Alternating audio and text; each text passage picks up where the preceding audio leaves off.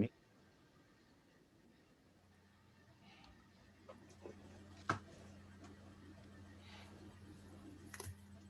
Okay.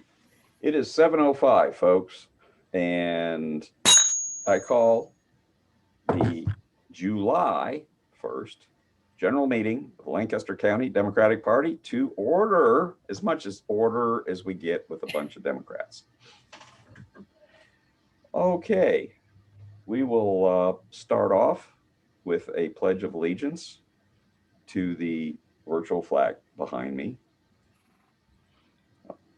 I pledge allegiance to the flag of the United States of America and to the republic for which it stands, one nation, under God, indivisible, with liberty and justice for all. Thank you. Okay, I'm going to do a quick scan here, see if we've got any new guests. Of course, everyone's listed as a guest except for me. Carolyn Powell, would you like to just say hi real quick?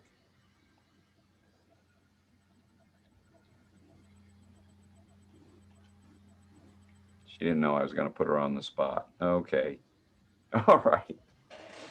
Well, let me go ahead and we're going to go right into our speakers. And I'd like to introduce Angela. Is it Geeter? Jeter, like Derek Jeter. Jeter. Okay, thank you. My wife wonders where I come up with pronunciating names. Oh boy. Anyway, Angela was born and raised in Spartanburg, where she currently resides. She's a veteran of the U.S. Air Force and having entered service right after graduation from Spartanburg High School. In the service, she earned both associate's and bachelor's science degree, and worked up to the rank of sergeant. You have quite an impressive resume of civic and professional engagements. Currently, Angela is the owner operator of the Budget Imperative LLC, an accounting consulting firm based in Spartanburg. And Angela is also a fellow county party chair in Spartanburg, and also, as I did, serve as a 2020 national delegate. However, in your case, you're fourth congressional district, and I was fifth. Right. Angela, welcome so much, and thank you for taking time to share with some more of your background and what made you run and what we can expect. Well, I want to say thank everybody for the invitation. I look forward when COVID allows for everyone to meet safely in person. I can't wait until everybody gets the opportunity to do that. So make sure you get vaccinated. If you hadn't got your vaccine yet, make sure you get vaccinated. We have a new strain coming in, the variant D, that could prove to be a little bit more challenging than even the initial strain of COVID. So please make sure that you get vaccinated. But as he indicated, I'm Angela Jeter. I am a veteran, United States Air Force. I am a daughter. I am a favorite auntie. I am a small business owner. I am Spartanburg County Democratic Party chair. I am a lot of things, a lot of things going on. But, most importantly, I feel like I'm just me, and I'm just being and doing me. And I feel like right now we are at a very crucial moment in our democracy. I mean, you can't help but turn on the television and see a lot of bipartisan bickering and a lot of political maneuvering as this person and this party tries to get this and tries to get that. And it's really becoming very corrosive, very toxic to see what's going on in DC, to the point that we're actually seeing a period in our history where the facts no longer matter. It just really depends on where you go to get your information as to how you determine, if that is real or not. I mean, we have literally watched as COVID 19 took millions of ordinary citizens, took their health, their employment. We even saw thousands of people lose their lives. We saw what I feel is a mockery of accountability. We have seen a refusal to participate in processes, even to the point where we are having problems even acknowledging that the attacks on our nation and our capital ever even happened. Mm. It's made the most basic of our democratic features, the vote, in jeopardy by claiming widespread fraud. But this is the moment we are in. And it's historic because we're in a redistricting year. And redistricting combined with the election next fall will either continue to be participate in an anti-democratic perspective, or we will actually see it uprooted based upon the outcome. So why me? Clearly, after a lot of conversations with family and friends and a lot of deep reflection, I realized that I needed to enter this race. And I made the decision to run for the United States Senate. And I made that decision really based on three things that I feel are very important. Three simple truths that I live by. First, as a veteran, I know what to support and defend the Constitution of the United States against all enemies, foreign and domestic means. I took that oath many years ago, and I would gladly do it again today. Second, I think I'm young and energetic enough to engage with the challenges that the moment presents. And thirdly, I feel like I'm humble enough to know fact from fiction and smart enough to seek out those who can help me when that distinction is not clear to me. There are three things that will be the basis of how I look at governance as a senator: fiscal reasonableness, federalism, and the moral imperative to govern. Fiscal reasonableness, because we know budgets are not unlimited and hard choices will have to be made. Federalism, I believe the federal government's role is to be a grantor of public goods produced by our democracy, and it is not something that we should be fearing. Finally, the moral imperative to govern. It means that I fully embrace the idea that our system demands we govern. Least we're going to end up morally bankrupt. My three priority areas that I believe are important to the state and the nation are economic development, infrastructure, and education. Economic development is a priority for this campaign because we saw COVID-19 made us acutely aware that micro businesses, those businesses with 1 to 5 employees, are a critical feature of our economy. And we must reimagine how we think about small businesses to ensure we actually are able to cultivate those businesses.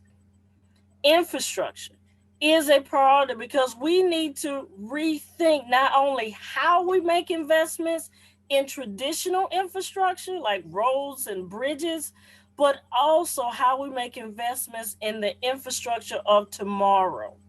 to make sure that we are globally competitive. Finally, education is a priority area because absent coherent federal policies on K through 12 and post secondary education, investments in and the policies about economic development and infrastructure will easily overshadow everything else and become unreasonable. And that is why I believe we are in a historic moment. And that moment really does demand something of us. As I said earlier, for me, it demanded that I run for the United States Senate to make sure that South Carolina has the representation that it deserves. I hope for you that it is support and engagement with the priority areas that this campaign will highlight. But whether you identify with the campaign or the priority areas, the point is to become engaged. That's what frontline leadership is all about. It's about you, it's about all of us stepping up and fighting to hold on to our national promise.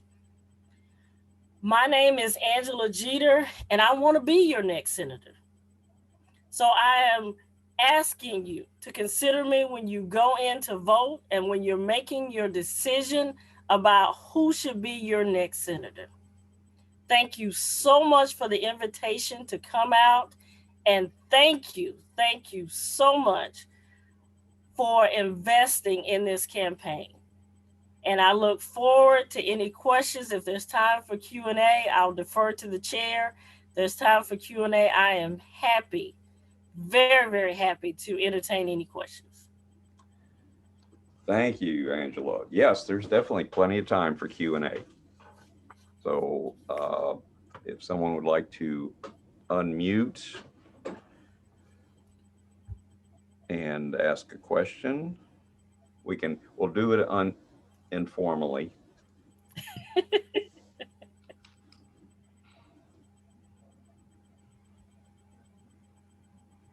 No questions? Oh, this is a quiet bunch here. Oh,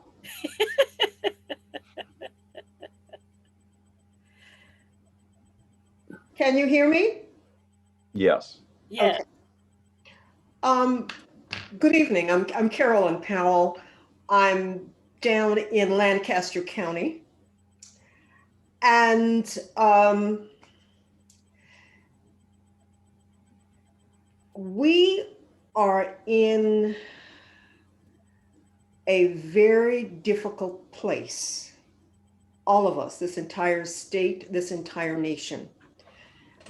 Um, the person that you are going to run against is not going to have to work very hard. He's got a lot of support. He's got Lindsey Graham. He's got dark money. And he doesn't have to go to any of these counties to talk to anybody because he assumes and knows that people will vote for him. Mhm.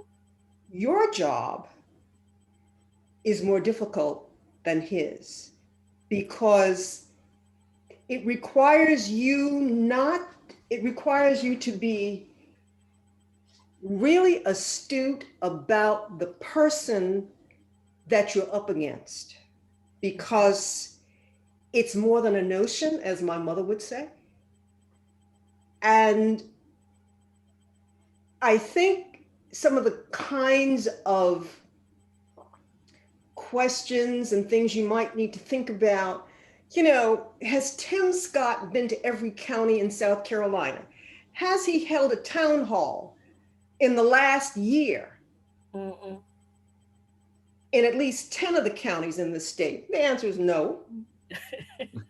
I can tell you that now, no. And so I think now I'm going to go to gender as a woman, Mhm. a Black woman who is running against a man who is Black. Um, it is I mean, politically, it's been very hard for us, for those who are running, because it requires a lot of money. And unfortunately, our race plays into this. And so that's why a number of people have not won elections, particularly if you look at the Virginia races recently.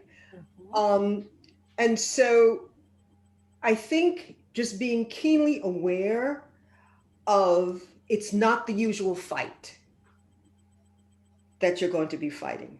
It's going to be very different. And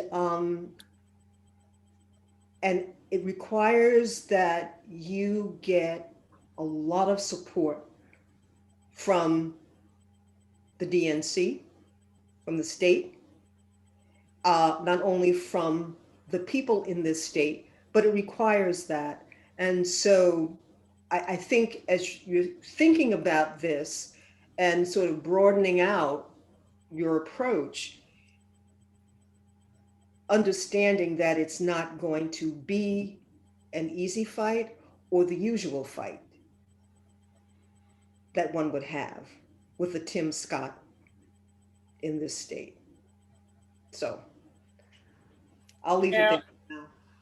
Carolyn, thank you for that. And I certainly absolutely agree with you. I knew when I made the decision to run, we really sat down and looked at the data.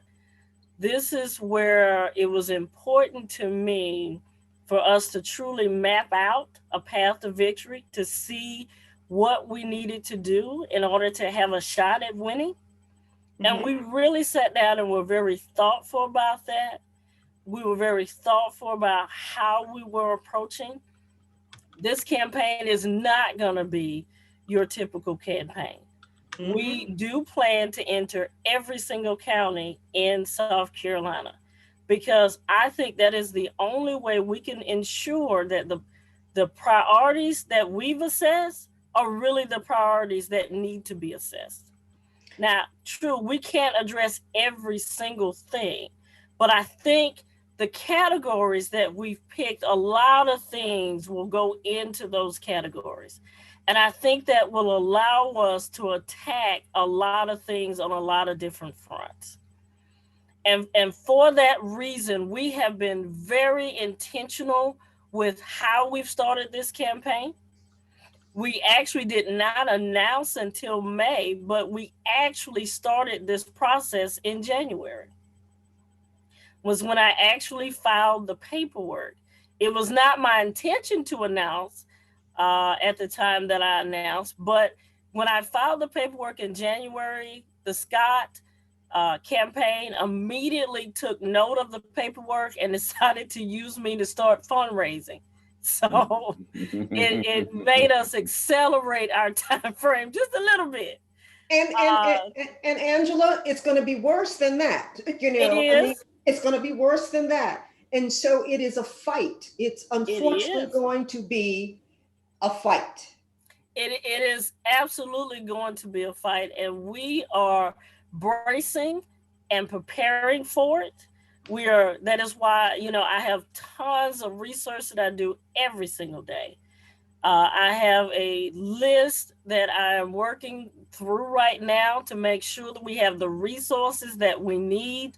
This campaign is really going to focus on the grassroots efforts. I've got to have efforts from every single county.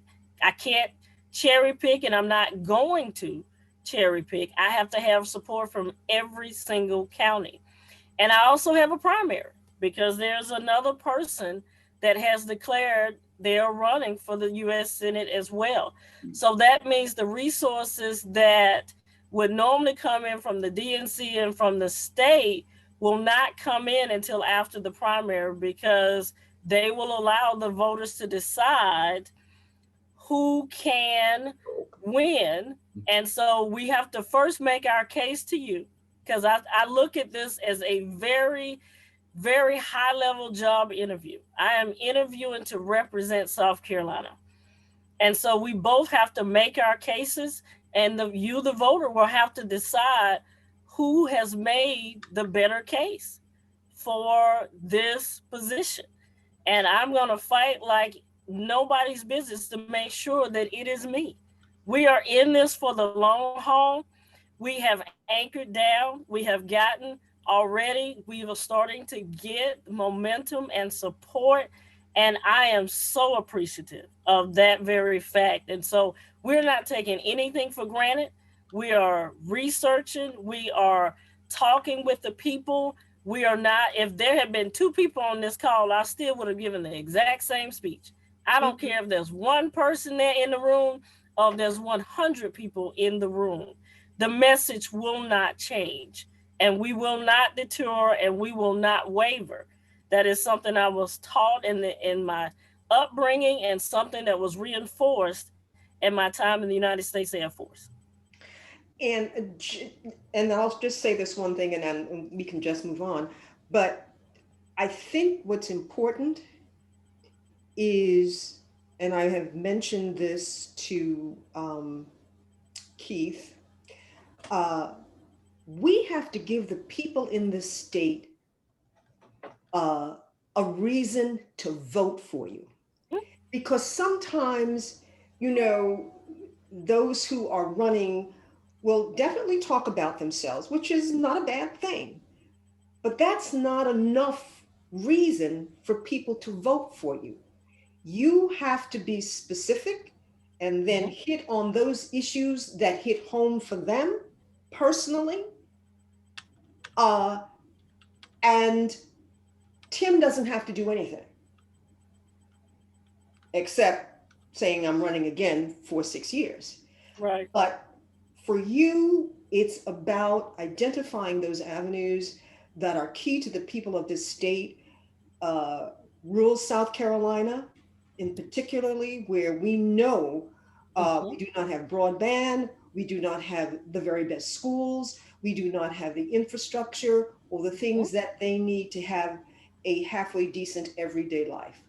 So speaking to those specific issues, I think you become a clearer candidate choice for them to say, perhaps, maybe I should look this way. And not only Democrats, but independents and those who haven't even thought about voting in God knows how many years. But I think it's crucial that you sort of think outside the box in doing this. So Yes, thank you. I wish you lots of luck. Thank you very much, Carolyn. We will be the one, we will leave voter registration to the parties and to the state party. This campaign is focused on engagement. That is our entire, the central theme of everything that we are doing is engagement. Because once you get them registered, we have to give them a reason to come to the polls. Yes, and you have to see that they get there, because we talked about that. That's the next thing. Yeah. I see a hand raised. Alan Sattler. Yeah, this is Alan. I want to know. I'm gonna put you on the spot with a question here. Where do you stand on a wealth tax? Well, now this is my wheelhouse, Ellen. My background is accounting and finance. So I have a whole group of people to help me with that. When it comes to taxes, I believe that it is very necessary for those of a certain income bracket to pay their fair share, because they have not gotten there without the assistance of the rest of us. They can't move their goods and services across the roads, the bridges, the railways. All of this infrastructure are the things that we, the little people, have built. And so it is their responsibility to make sure that they pay their fair share, because they're using all of this infrastructure that they didn't build. And so I think it is very necessary that they spend and pay their fair share of taxes. I think it's un-American for them not to.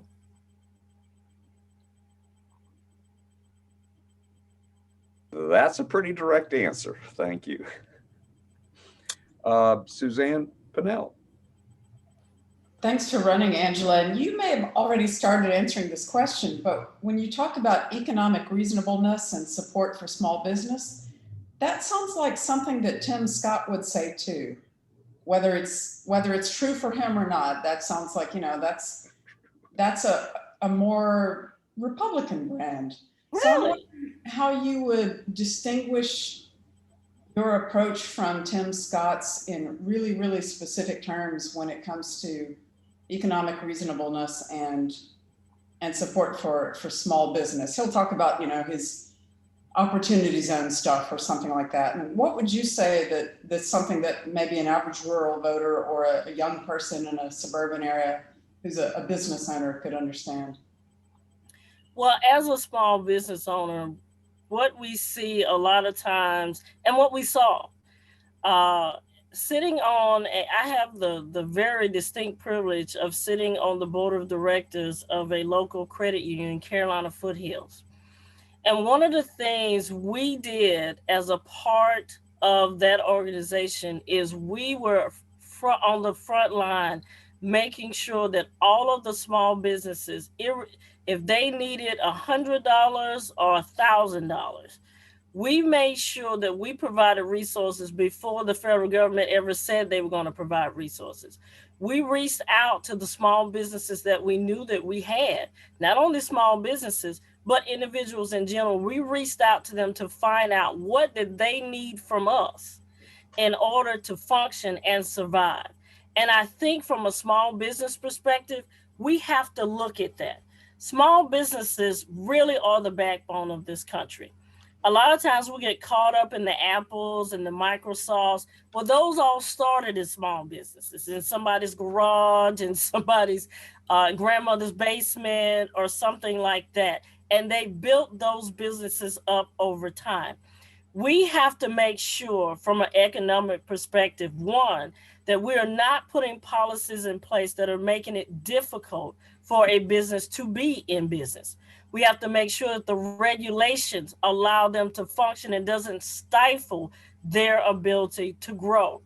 We have to make sure that they have access to the capital that they need to reinvest in their businesses and then in the capital projects that they are going to need in order to make sure that they can continue to be a going business for future to come.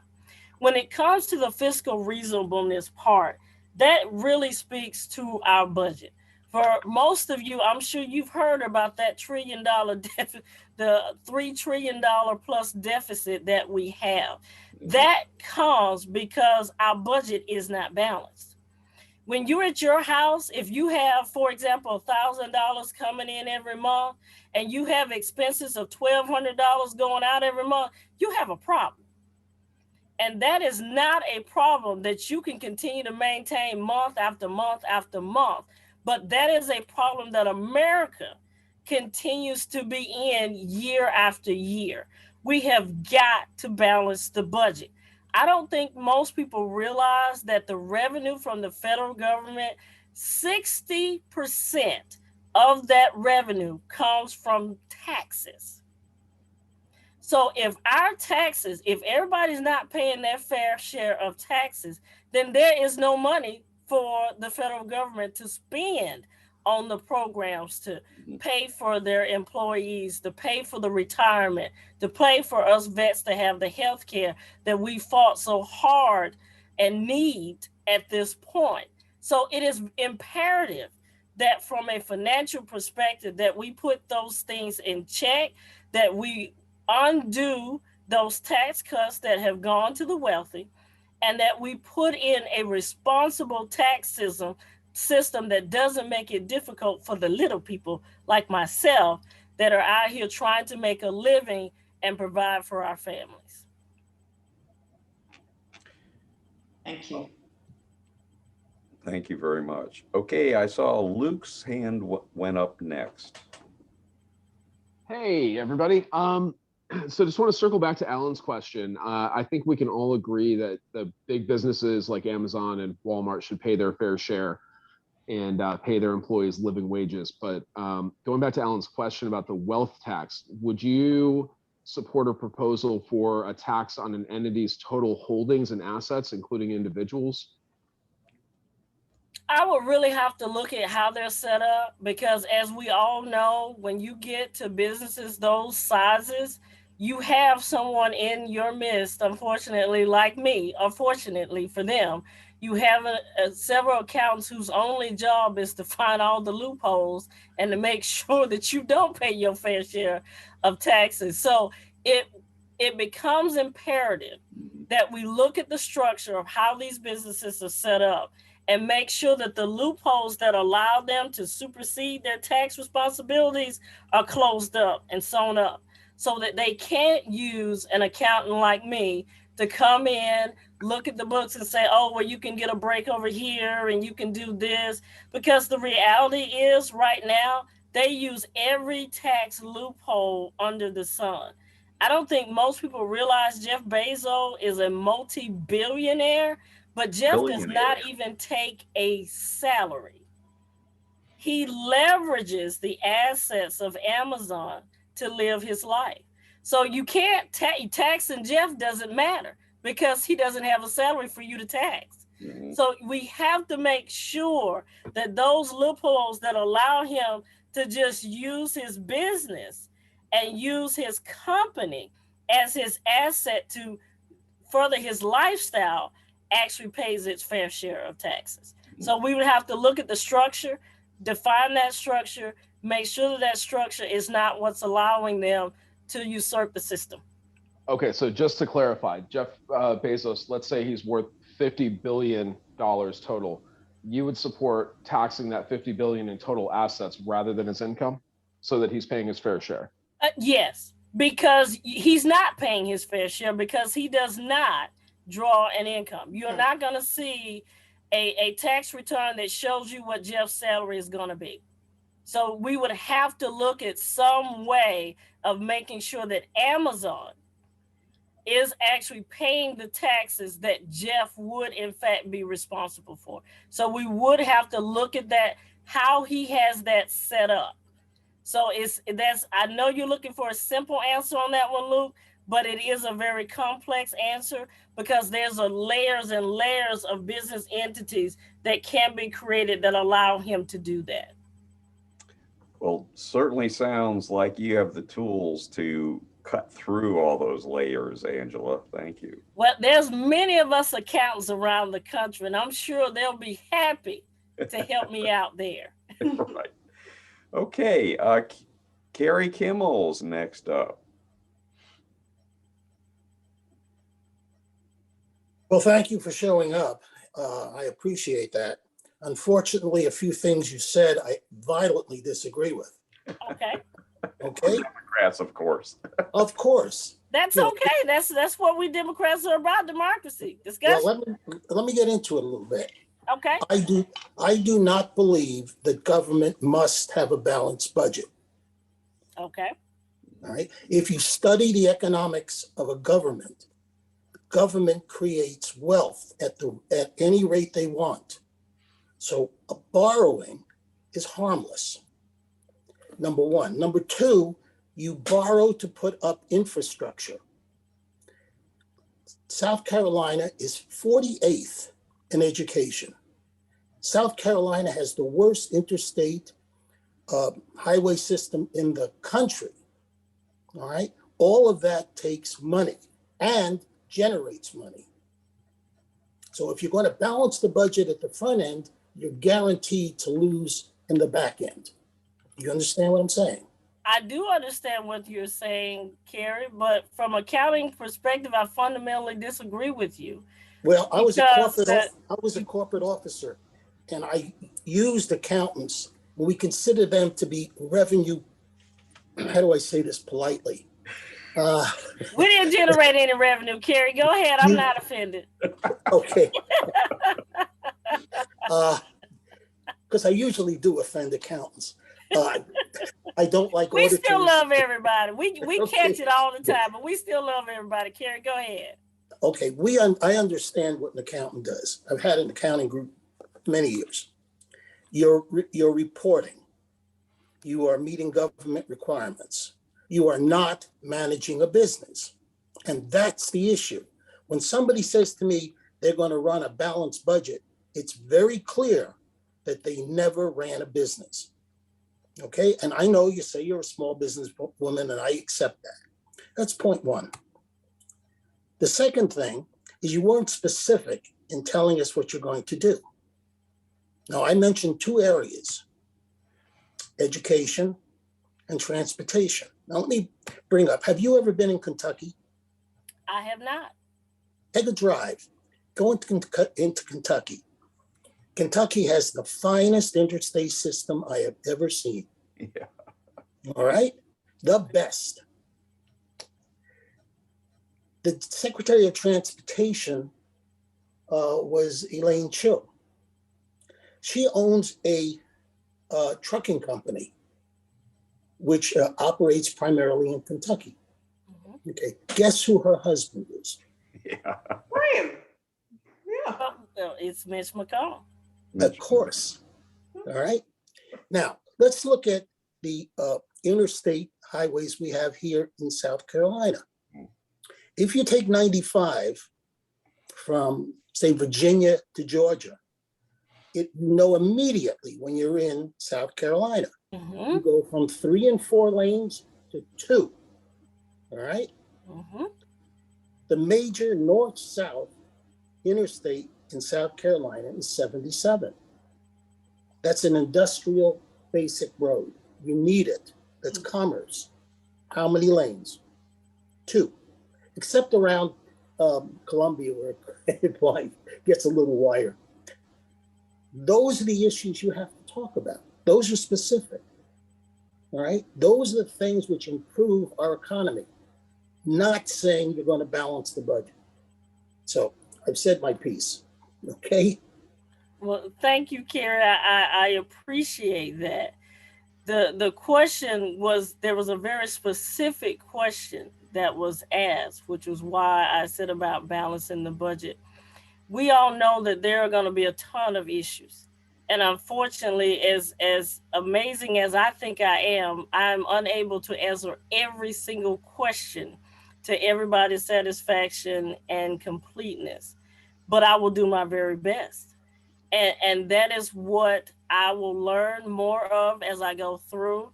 I don't have a problem with anybody disagreeing with my stance.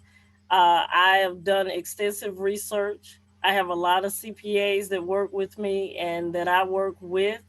And so I understand where you're coming from, Carrie, but I still fundamentally disagree with you, because when you look at the components of what make up that budget, balancing the budget does not disable anybody. What balancing the budget does is actually gives us the opportunity to make money, because the revenue streams that are coming in is what is really out of whack. It's not the expenses. The expenses are the expenses. The problem with the budget is not that it can't be balanced. The problem is the revenue stream, where the federal government gets its money from. That is what causes the budget to be unbalanced. The expenses are set. They are fixed based upon the number of employees that are in the system, based upon what has been allocated for discretionary versus mandatory spending, the federal employees and their retirement systems, the veterans, and so on and so forth. So that is why I have to fundamentally disagree with you, because I've taken a very detailed look at those line items of what goes into the revenue stream. And I do realize that it does have the capacity to be balanced, as well as making sure that the programs that they fund are fully funded. Part of South Carolina's problem is they have refused a lot of those federal funds. Mm-hmm. We have the capacity to invest substantially more in our infrastructure, but the regimes that have been in power have said no to the money because they felt like there were strings attached, and so they didn't take it. It's very different when you go to Georgia as well. I've noticed that because I've been to Georgia. I have family in Georgia that I travel to see. The roads change dramatically when you get into Georgia versus South Carolina. So the investments here in South Carolina have a part to do with money, but it also has to do with deferment. South Carolina has chosen to defer maintenance on a lot of its infrastructure. And now that deferment is coming back to bite us in the butt. So we've got on not only have to get state funding allocated properly, which is a little bit outside of my purview. That'll be Joe Cunningham or either Mia McLeod or Gary Votul that'll have to address that issue. But from a federal response, my responsibility is to make sure that South Carolina gets its fair share. But thank you, Gary, for your input. I appreciate that. Can I make I think I see where to close this gap, and that is, Angela, you see this, and I believe very correctly, an income problem. And we are so conditioned to, when the other side says balance the budget, it's going to be on our backs. So I'm kind of thinking that, to respond to Carrie, the balancing the budget is to fix the problems on the income side, and that we're not going to cut our services. We're going to expand those by making the right people pay. That is correct. Carrie, did that kind of? You're muted, Carrie, so we don't know what you're saying. Unmute yourself. Carrie, I look forward to talking with you when I come to Lancaster. Well, we may run into each other. I'm the male executive board meeting a member. What I don't agree with is the idea that before you can do the necessary capital investment, you have to have the revenue. I don't agree with that. I believe that the capital investment must occur. Fix the revenue stream. That's fine. I agree. Well, how are you going to pay for it though if you have no money? The super wealthy. Well, it's called bonds. It's free money. It's 3%. There's no such thing as free money, Carrie. You know that. 3%. Okay. Number one. Number two, it pays itself back. We are holding ourselves back in terms of economic development because of both the transportation infrastructure, the broadband infrastructure, and the lack of technical education. All right? To improve all of those, you have to make an upfront investment. You just cannot wait until you generated enough revenue to do it. Okay. All right? What you just said essentially is republicanism. Okay? That's Ralph Norman's approach. You can't do it. It will not happen. You must make the upfront investments. Okay? Well, I don't believe in expenses without an appropriate measure to pay for them. So that's republicanism. I guess, unfortunately, I do fall in that category because I don't spend without knowing where the money's coming from. But I appreciate your perspective. I do see there's two other hands up. B. Peterson, let's give everybody an opportunity. But thank you, Carrie. And I'll be talking to you, Carrie. We're going to have to make this quick because we need to get on. Now Is we that have promissory to make a presentation. I'm sorry? We're going to have to get on to how we're going to get any of our candidates elected. So okay. And I think actually Alan had his hand up before I did. So I'm sorry. No, that's okay.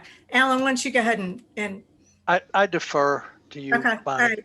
So it's Bonnie. I just fixed my name. I realized my initial was up there. So it's Bonnie Peterson. Angela, thank you for being with us. And I'm going to say something that's going to shock a couple people on this call. I actually agree with Carrie. So Carrie, honey, I agree with you. Buddy, you and Carrie are always at odds. Not always. Sometimes. But usually. Sometimes. So I do agree with Carrie in terms of the balanced budget discussion.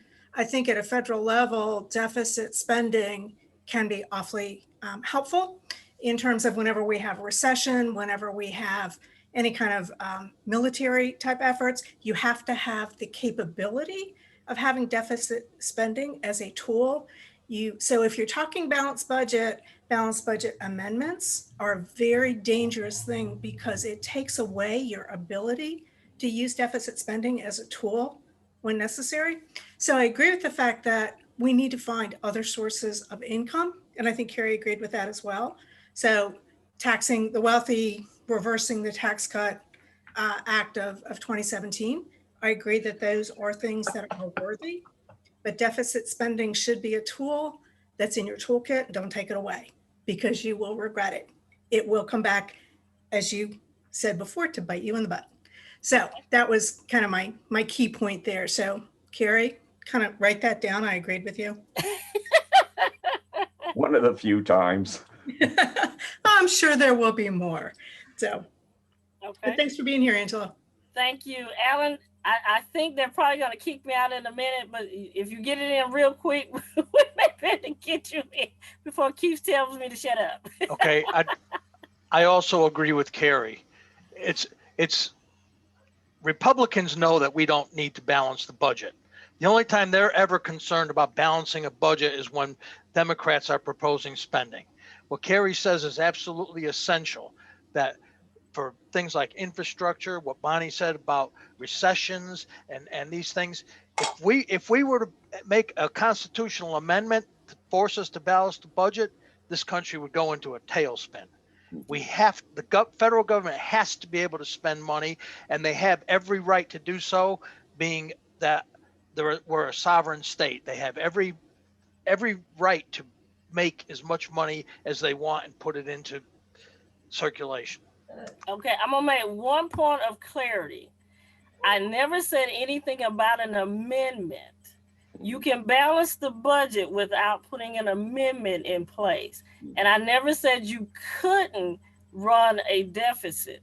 What I said is in years, well, what I should have said was in years where there is no reason for us to run a deficit. We run a deficit every single year. There is no reason for that. And that is what I'm getting to the heart of. I don't think there has to be an amendment done, proposed, or passed, or anything like that. But I do think that we shouldn't just be overspending just to be overspending.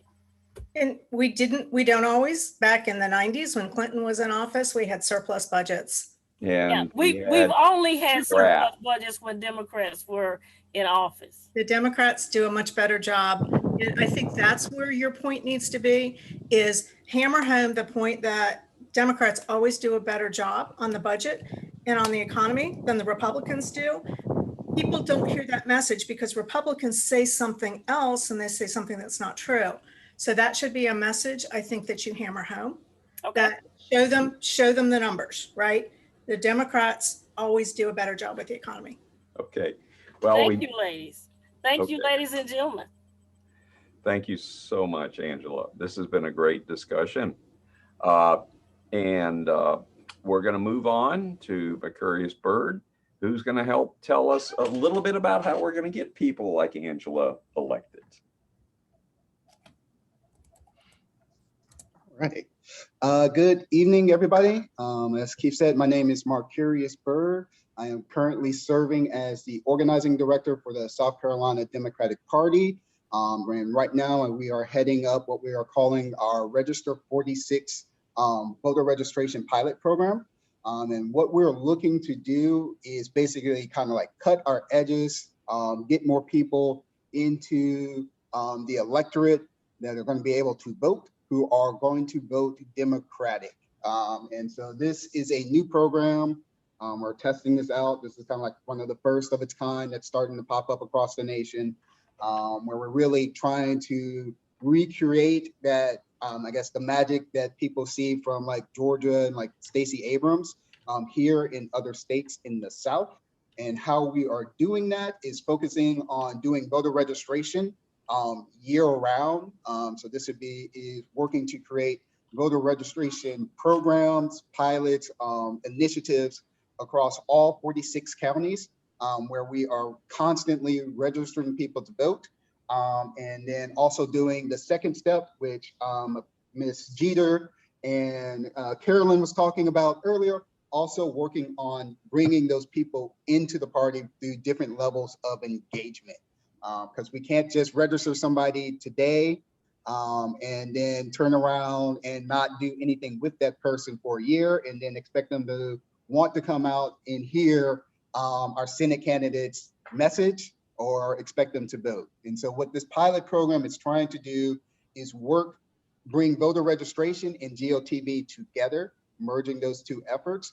So we're registering people while we're also asking them what are the issues that are driving them, what are their concerns, what are the things that are going to motivate them to turn out to vote. And part of like what we're doing with this voter registration program is modeled after some of the efforts that we have done here in my home county of Richland County, where we've done listening tours, which we have seen have been very effective for helping to win seats and maintain seats, because we're actually listening to the voters and the constituents' concerns and then trying to address them before coming at them with like, this is what we think you should care about. We want to know what they care about and then bring that to the county parties to start working on issues within their county and then give that information to the candidates so the candidates know what information that the voters in certain areas want to see you talking about. So this way we can tailor messaging for the different parts and regions of our state, because a Democrat in Richland County is not necessarily the same as a Democrat in Lancaster County. We have similar values, but our primary issues at that time might not be the same. And so we really wanted to like start building that database of information on our voters and our unregistered voters so that we can actually motivate them to register to vote and also participate in democracy and the democratic process. So another aspect of how we're doing this with our Register 46 team is we have got data on unregistered voters here, or likely unregistered voters here in South Carolina who are likely to vote Democrat. And so this is a big change from a lot of the stuff that we have done in the past. I know for me as a volunteer who has become a staff member, what we used to do is just kind of like go out to like a Walmart parking lot and try to register every single person that we saw, hoping that they would turn out to be a Democrat. A lot of times what we do is we register a Democrat, we register a Republican, and we're kind of like basically doing the work of the Republican Party and helping them defeat us because we're registering their voters as well as our voters. And so what our pilot program is trying to do is test out different tactics, different strategies so that we can kind of like turn this into a statewide program where we have like the best techniques, the best kind of like information strategies to work in all 46 of our counties. And so with right now we're doing our pilot phase, which is in 3 counties, Greenville, York, and Sumter. And that gives us different types of kind of like Democratic areas and voters that we are engaging with. So like Greenville County is one of our larger counties.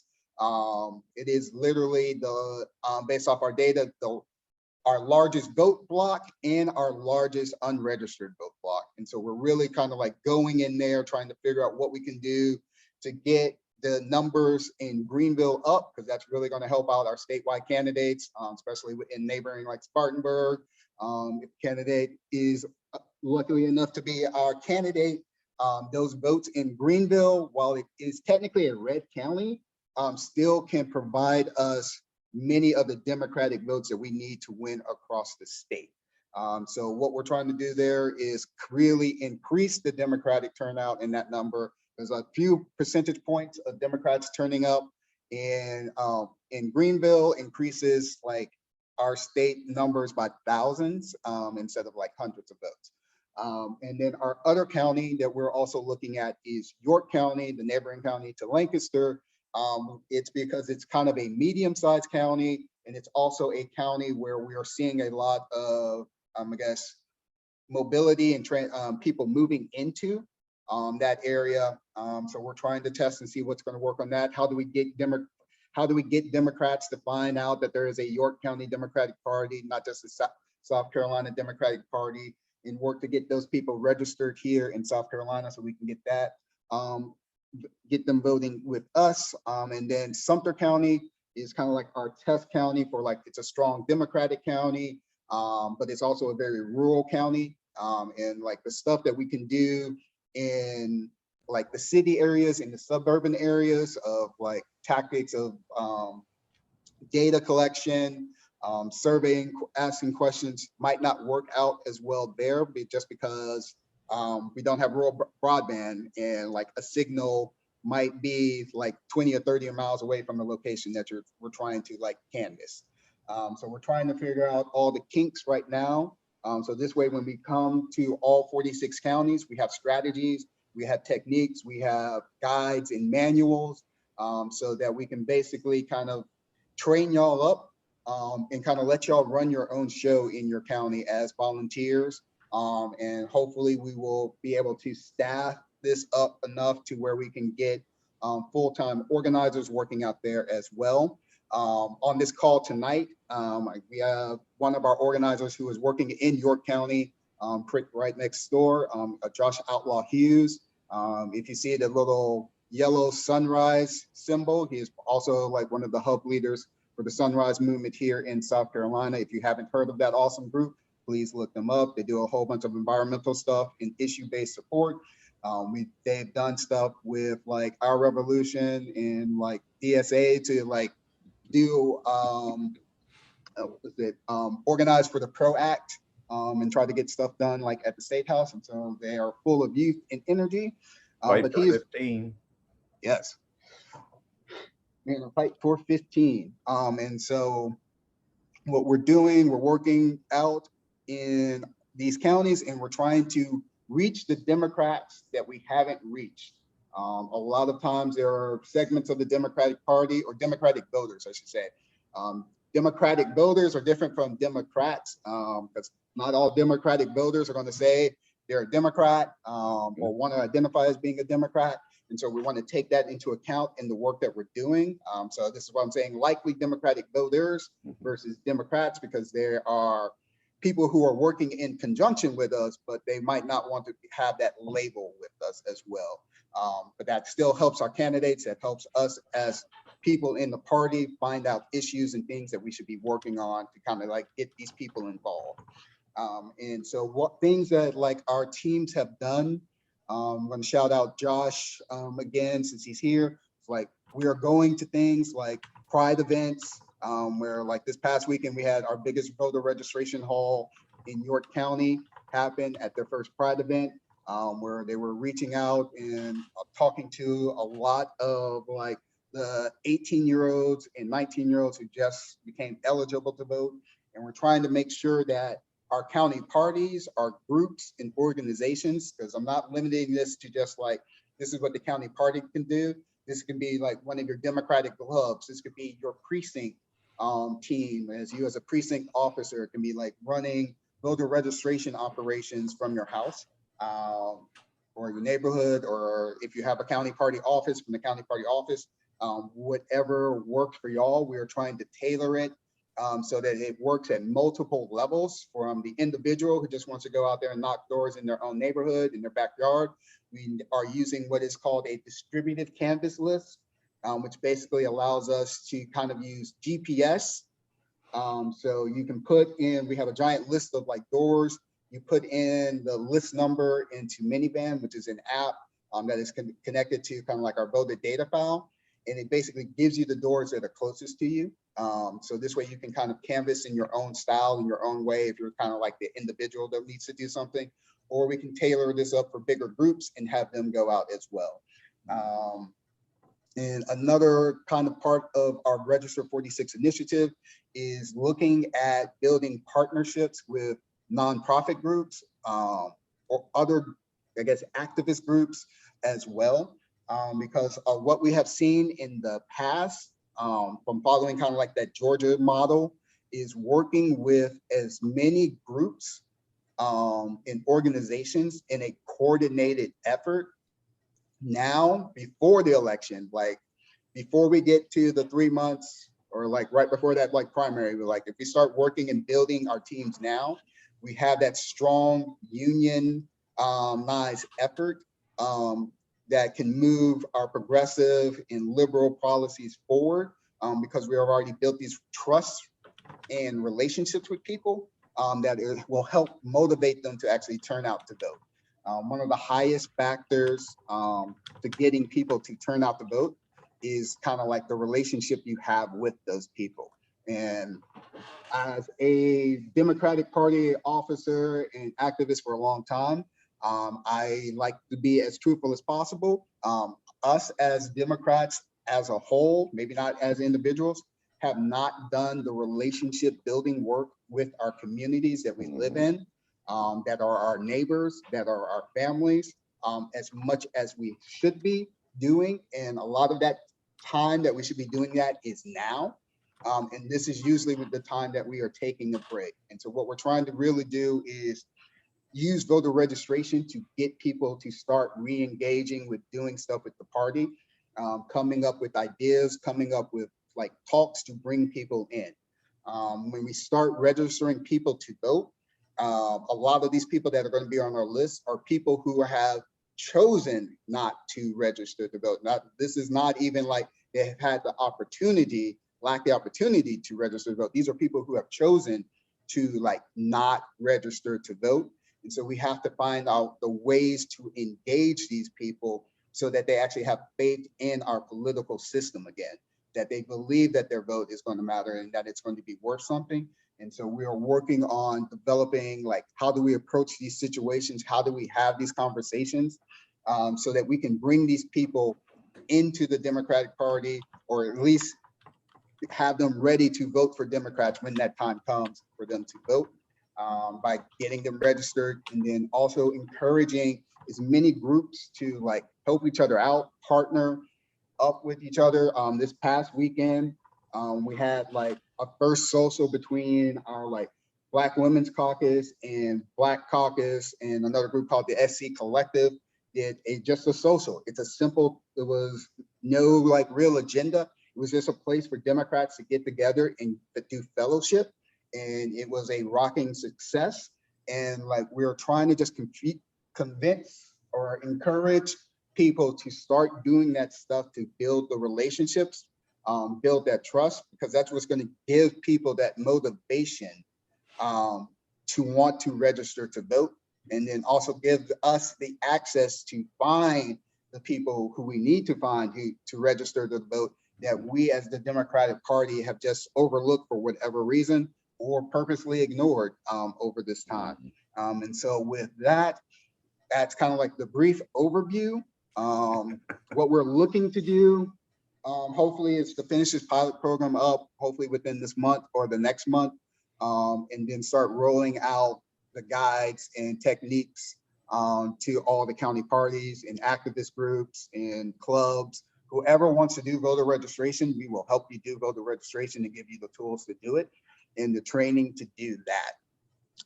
And with that being said, I would like to just kind of like let you know, we're not in Lancaster yet. We're hoping to be into county soon, like I was just saying, but York County is right next door. We do canvassing there. And what we can do, if y'all are interested, is we can have Josh do a canvas kind of close towards the border of York County and Lancaster County. So this way we can kind of like get y'all trained, get y'all like the in-person training, and kind of give you some lists to kind of like start testing out voter registration out in Lancaster as well, if that would be something y'all would be interested in. Just to give you some numbers of like where this program is trying to go. So we lost, I believe it was the last election, by like 250,000 votes, basically. What we've seen just from the unregistered voter data, that we had approximately somewhere between 270,000 to 330,000 unregistered likely Democratic voters. Whoa. So that's just the unregistered voters. That's not counting the voters who are already registered that didn't show up as well. And so like we have a lot of work to do to get these people registered to vote. But those numbers are very promising for us to actually like win statewide elections based on the data. We do have the numbers here in general to make South Carolina blue up and down the ballot. It's just we are not doing the work to get these people registered and get these people engaged. And that's what we really need to like focus on over this now. I was gonna say next like 3 months or year. It's like now, like every day. This is stuff that county parties, activists, and groups can do separate of our wonderful candidates that are going to be running their own campaigns and trying to persuade some of these like moderate voters or independent swing voters. That is work that they will end up doing a lot of that on, but the stuff to actually reach out to our Democratic voters who aren't voting right now is the work that we all can be doing at this very moment. And so with that, I will take questions and I'll try to like check the chat as well. I'm going to jump in one. I want Lancaster at the top of the list.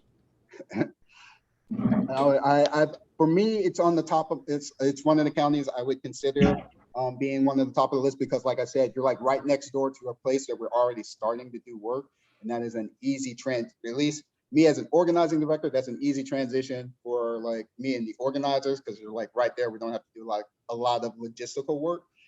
So for me, I would put Lancaster high up on my list of a place that I would like to go, especially after this last election. Really want to do the work to kind of make sure that we can get those seats back in those like upstate areas as well.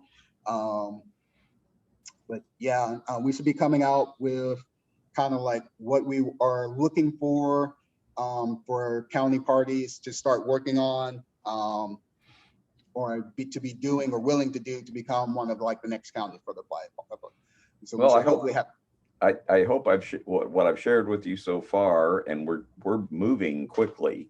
Will be encouraging. I was upfront, like it's encouraging to me. So that's like it's something that I'm looking forward to trying to like make happen. But I do not get the final say. There are 3 people above me that I will have to like make that case to. So like just give me their names. I know, then I'll go twist arms. So I see, is it Leah? Lee Gillis. Yeah. Hi, how are you? Good. Thank you so much for that information. I have 2 questions. One I put in the chat. What data are you using, is your organization using to determine those likely Democratic voters? And how can we obtain that maybe in advance of you making us part of your pilot? So I will take those in reverse. So part of what we're doing with the data is like checking it and making sure that it's, I'm going to say good because that's the best way I can explain it, but like how useful it is so that before we give it to a county party, that we know what to expect so we can kind of give guidance. So it is our goal to eventually, sometime after this pilot program ends, release this data to all the county parties. Unfortunately, there is no like time scale of when that is going to happen. I could give you wishful thinking of what I hope could happen, but like honestly, it's going to take however long it's going to take for the people above me to say it's good and we can release that data. But it is something that we are expecting to give to all the county parties in the future. And then the data that we got, it is from a third-party company. I can't tell you the name right now. We're not allowed to release that. I believe that will come at some future date as well. But it is data that has been used by many of the presidential campaigns from the 2020 campaigns. It's a lot of the same information that they were using to run those campaigns as well. It's a group that was working with them. I can at least tell you that. And I wish I could give you the full answer. I just haven't been given permission to say that just yet. And I'm hoping that will come sometime soon, hopefully with the release of the data. Okay. It's on my radar. We'll keep asking. um, and then the second question is the strategy to get people who have chosen not to vote to vote. I heard you say earlier that you all are trying to develop some strategies to tackle that.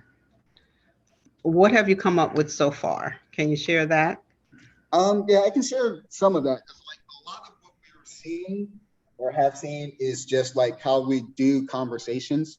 So like some of it's very just like simple, like when do you ask the ask of like voter registration?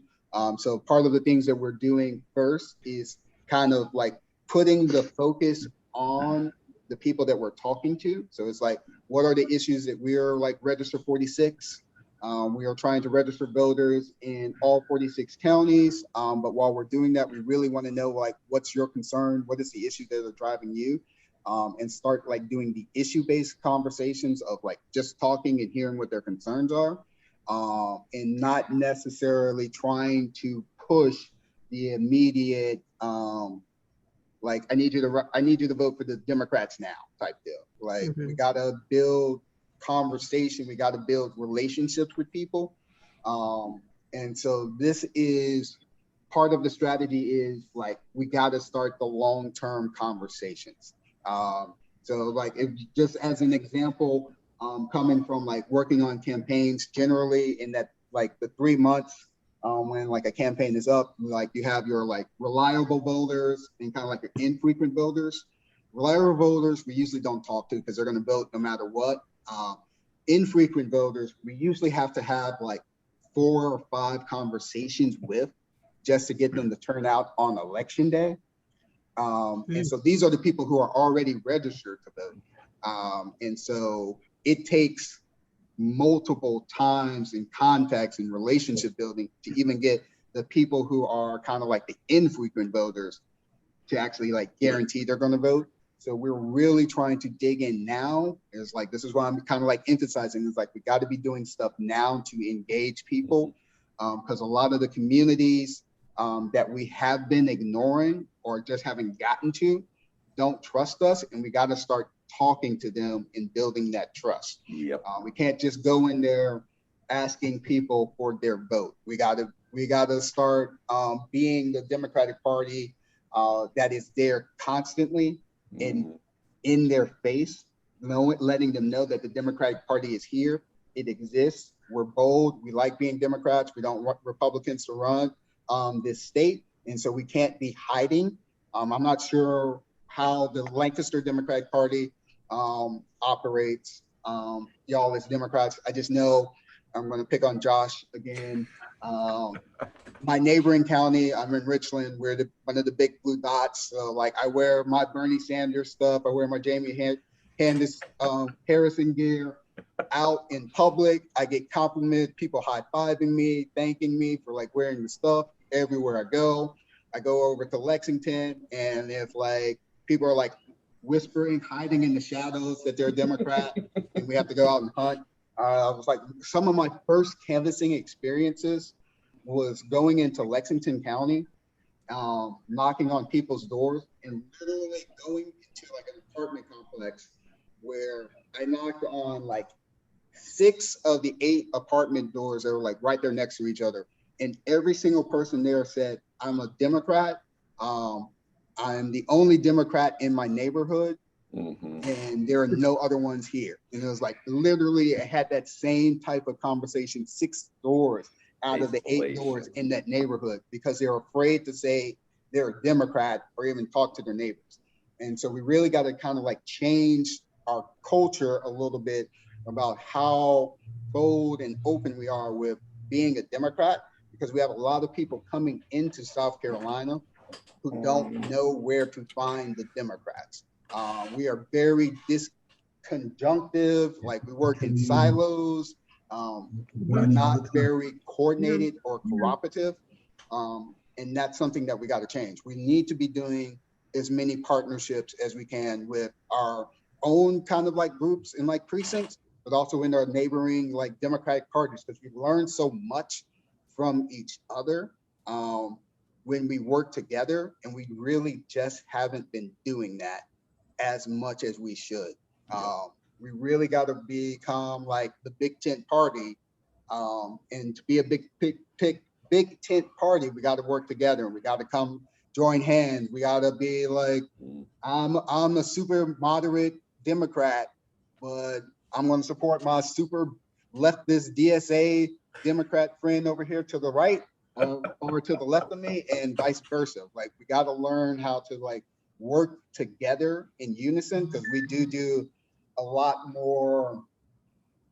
I guess I was going to say infighting, because like we've just, I can't speak for everybody, but there's like been a lot of infighting, because it was like we always felt like this was all we can do. This is all that we got. It's not all that we got. Like, we can have more. We have the right to demand more. And for some reason, a lot of Democrats that I have come across are afraid to demand more. And I was like, I'm not saying like you're getting like being super greedy and asking for everything. It was like people are afraid to even demand what they deserve. Like the bare minimum that they deserve. They are scared to ask for that. And we got to move out of that mindset and move into like, this is South Carolina. This is what I want my South Carolina to look like, and start working and building that. Okay. Mercurius, thank you so much for that passion. As a fellow Labor Progressive Caucus member, you've made the case so well. We got time for just one quick question from Suzanne, and then we got to wrap up a little bit of business for the county. Suzanne? I'm curious, what are y'all hearing on the listening tours? What do people want, and what are they afraid of when it comes to Democratic politicians or Republican politicians? And thanks. Thanks. Yeah, that's a good question, Suzanne. That is a very good question, and I wish I could give you a very good answer for all of that. So we're hearing a whole bunch of different things.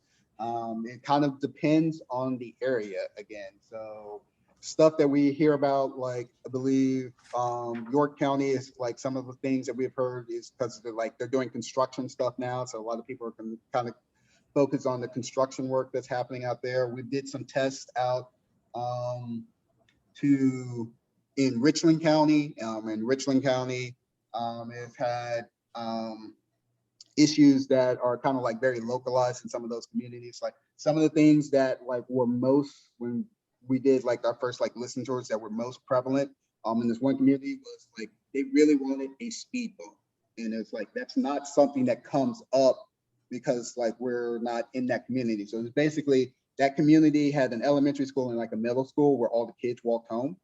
But it was also near a place where everybody was using it to like take shortcuts to get around traffic.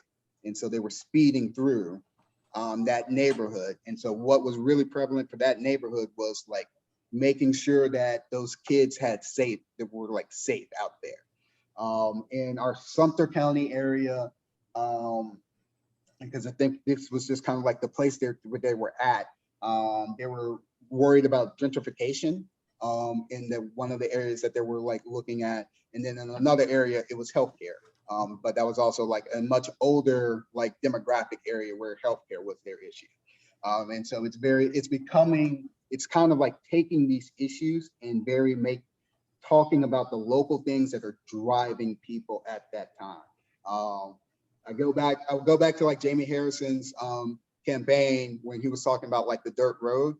A lot of issues are kind of like that dirt road that us as Democrats, we're up here in the national level thinking about things. And what really matters is a lot of local stuff and local issues that actually the county party is best suited to handle those situations, because y'all know that best. Y'all live it. You know, your friends are there, your family's there, your coworkers are there. Y'all are best suited to answer and address those issues more so than like the state party or a national party, because we're just not there. And that's one of those another things that we're trying to get is like we really need our county parties to be strong, independent units, just as strong and as powerful as like a state Democratic Party, because we each like level of the Democratic Party kind of has its own specialties that they can shine and highlight that they can't do if they're just working off of kind of like, oh, this structure is above me, so I have to take orders from them. We are more independent in our structures, especially with the county parties, where there is a little bit more freedom to go on and do your own initiatives that are based off of what your Democrats need in your area. And so it's really trying to like work to help encourage that, because I have gotten to work as the GOTV director for South Carolina for the Bernie Sanders campaign here in South Carolina and Ohio, and going to see what volunteers in Ohio are doing versus what they've been doing in South Carolina. It's almost like it's a night and day type of situation. Like the volunteers and like people who were doing work, and when I went to Ohio, like they knew the people in their precinct, like they can count the vote, they can do like the vote counting for their precinct if necessary. They'd be like, this precinct is going to give you 200 votes instead of us asking at the end of the night how many votes there are going to be, because they knew the people that they were working with. They knew the people in their community. And like they organize it. Like for my Bernie campaign up there, like the volunteers had organized without any staff, organized having 3 offices to work out of. Because they were like dedicated, they were doing stuff, they were engaged and using their connections to get things done. And so that's something I would like to see kind of like replicated here, because we can do that. We just haven't been doing that. I don't, as a person who just aged out of being a young Dem last year, I don't have like all the historical like evidence of what happened. I remember having like a Democratic governor, and then everybody being like, South Carolina has always been red and will always be red. And I was like, I remember having Democratic governors and Democratic senators. And so like, I really want to get us back to that type of volunteer engagement, county party activism, like partnership working, because we can do that and we can actually make a big difference. And sorry, Keith, for taking up so much of your time.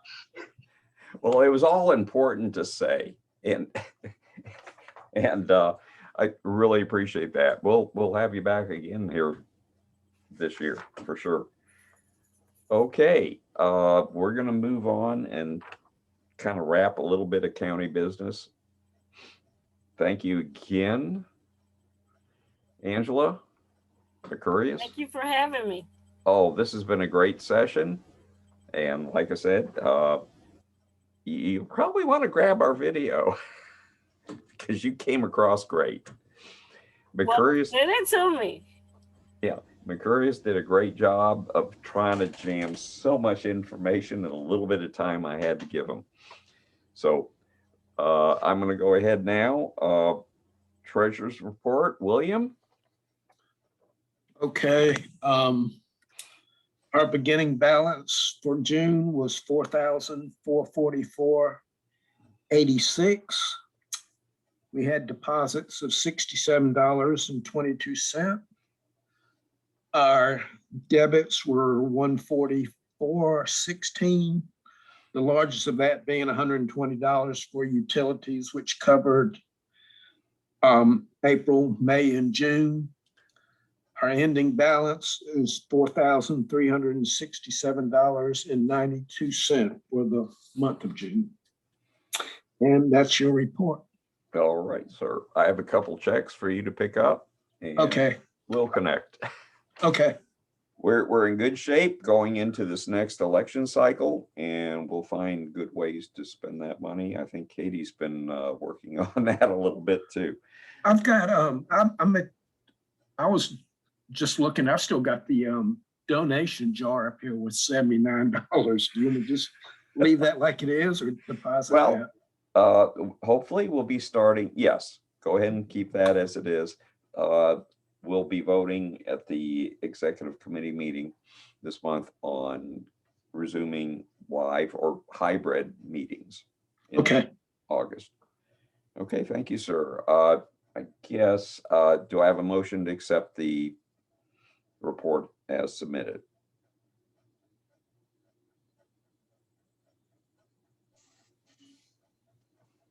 Hello. I make the motion that we accept the treasurer's report as submitted. Thank you, Effie. I second that motion. I'm Ken Gillis. All right. Thanks, Ken. All in favor, signify by saying aye, waving your hands or whatever. I'm going to put this in gallery view. All right. Okay. Any opposed, signify by the same sign, waving your hands or saying aye. Seeing no opposition, motion approved. Okay. Carrie, is there any update from the state executive committee? Well, my complaining finally got recognized. Good for you. Yeah, and a special committee was assigned by Trav to reorganize the caucus system. What he doesn't realize, it will reorganize both the caucus and the platform structure. Good for you. Well, I volunteered to be on it, and he got a note back from Trav, too late, you already are. So, so we'll see what happens. I've been working on a white paper to try to establish a standard. And I'll report as it occurs. The other things, I think I missed the last executive committee. I was traveling. So that's my report. Okay, thank you very much, sir. Right. Do we have any reports on action teams, requests for volunteers for specific things?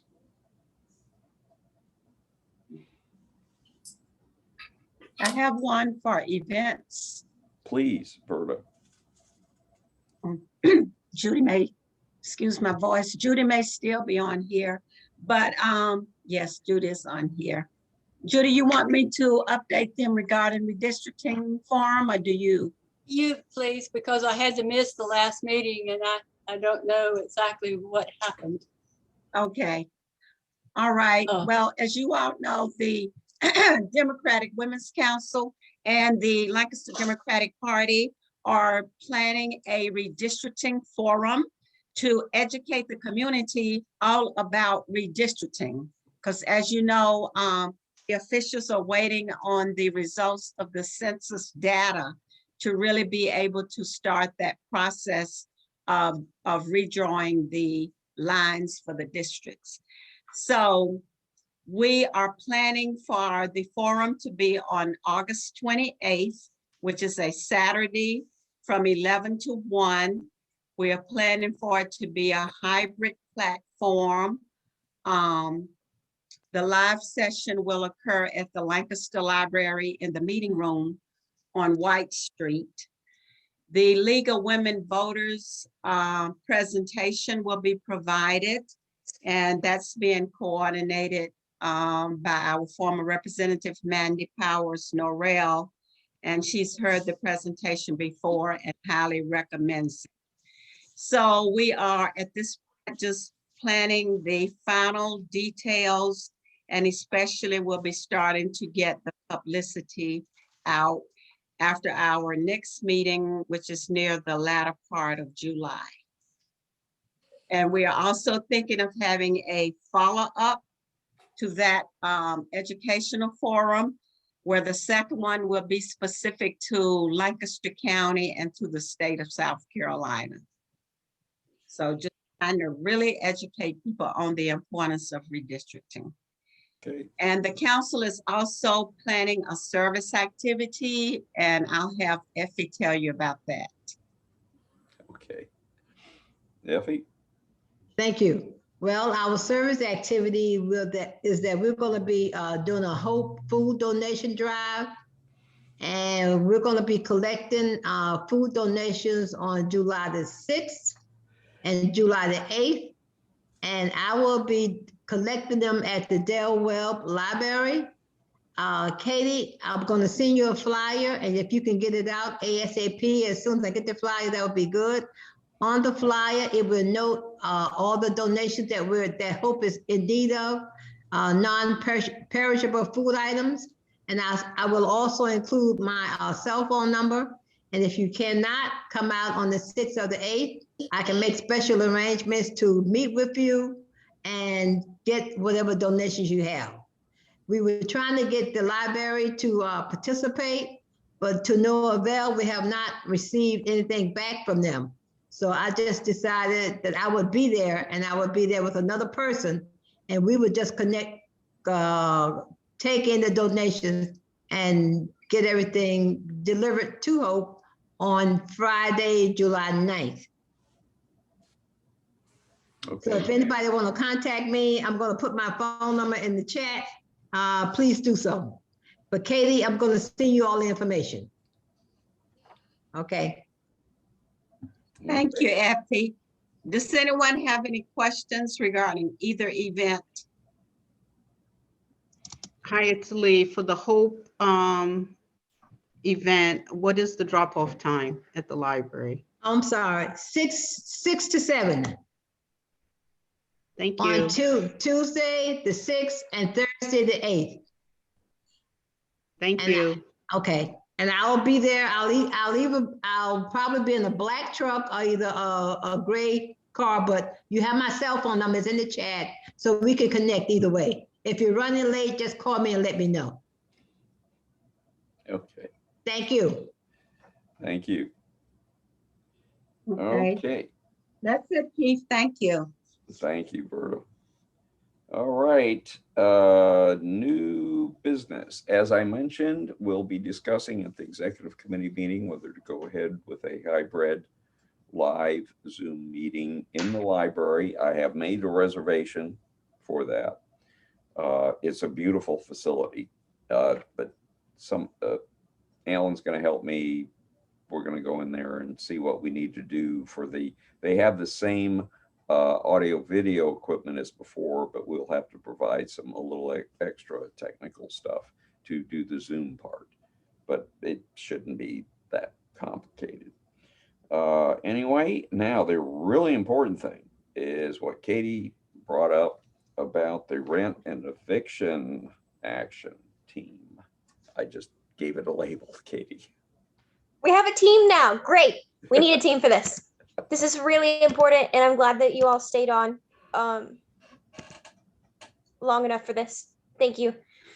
Khalid called me yesterday, and I did not know that the moratorium on evictions in South Carolina ended yesterday. Of course, our governor ended it sooner than the federal government said he should have.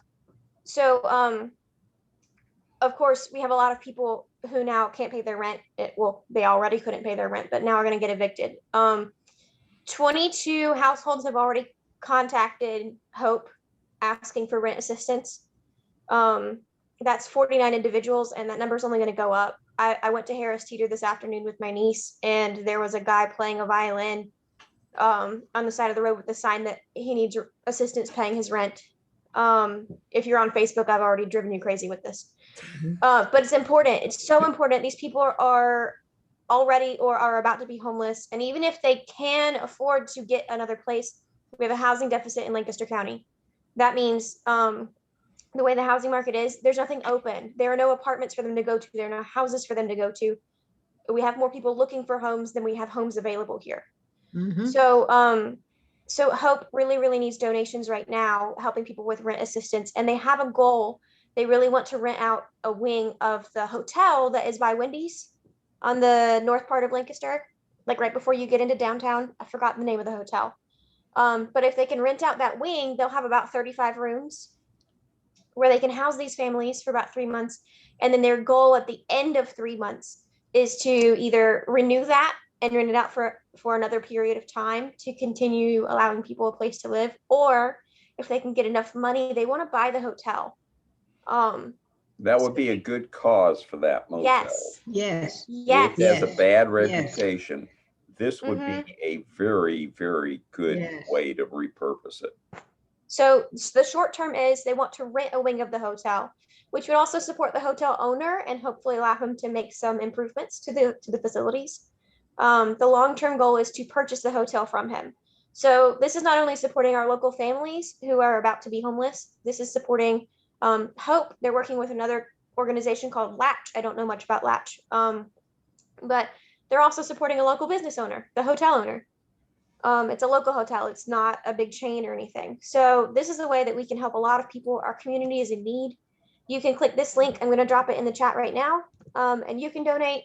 But also keep an eye on your email, because I've got some ideas for some fundraisers in the works. If you have ideas, please contact me. I'm putting my email in the chat as well, because this is our community. These people need our help. We're in this together. And of course, if any of us need help too, like this is what it's here for. So if you need help, reach out. You know someone who needs help, reach out. If you're able to donate, please donate. If you're not able to donate, at least share. Like 3 of these shares are already me. I'm driving people crazy with this, but it's for a good reason. It's for a great cause, Katie. Go for it. Okay, so the link is in the chat. Right now, this is 22 households and 49 families we can help. That number is going to go up. Oh, yeah. And as you can see right here, $1,000 a day is needed for homeless prevention. That's $30,000 per month. Now, you're talking about Lancaster County? Yes, this is only Lancaster County. Ooh. Yeah, so that's the issue too, is that this moratorium ended in all of South Carolina.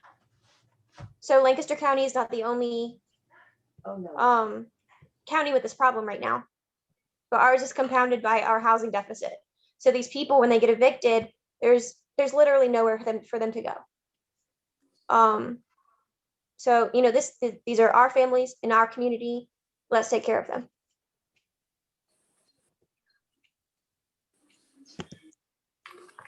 And if it's possible, we just said we have $4,000 in our budget. I was hoping maybe the party could make a donation as well. Okay. I have a question, Katie. Of course. Did you have any information? I know I had received information that there is still money in South Carolina from the stimulus, not the stimulus package, but the COVID rescue package, that where people could apply to still get money for rental assistance if they needed it. Did Khalid provide any of that information to you? He did not yet, but that's a great question. I'm going to ask him.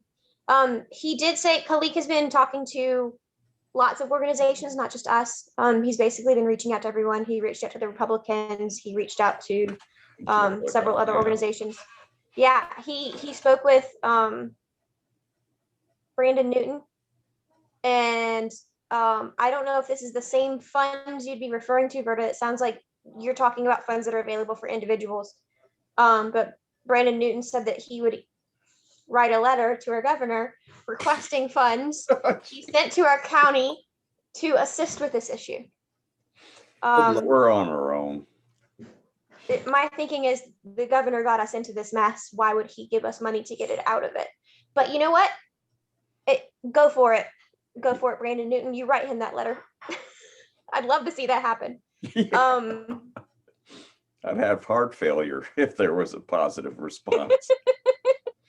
But that's an excellent question, Verda. Thank you for asking. I will definitely ask the leak. And don't worry, I'll be sending out more information about this. You can count on that. Poor Keith, I've been driving him crazy with this. You're welcome. We will put this on the agenda for the executive committee meeting. I think we can afford to help. So keep us up to date on that. Thank you, Katie. Yeah, and keep the emails and the Facebook messages going. You're doing a great job on that.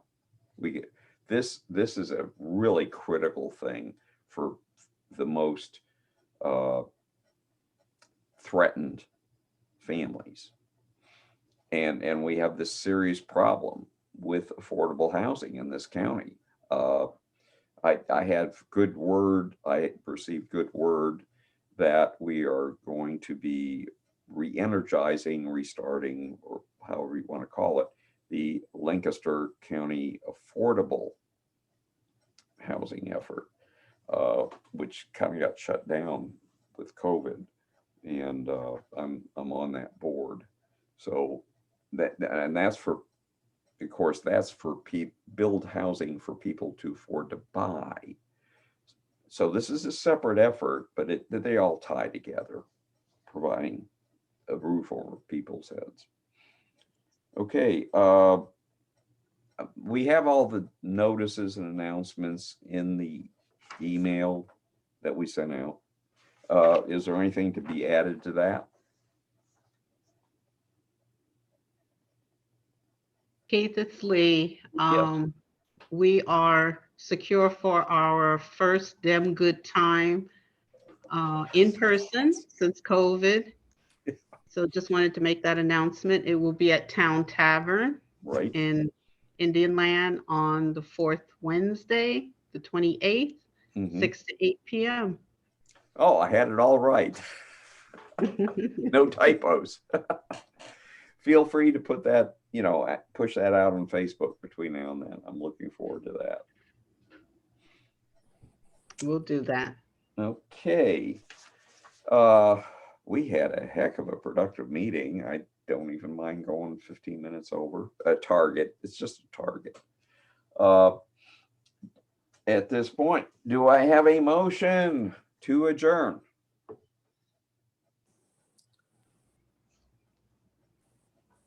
I move that we adjourn today's meeting. That's from Bonnie. Do I have a second? Seconded. I seconded for Carrie Kittles. You snooze, you lose. Okay, all in favor, signify by waving or saying aye. Any opposed? Same sign. Seeing no opposition, the motion carried unanimously. Good night. Bye. Good night. Good night, all. Thank you very much. See you at the executive committee meeting.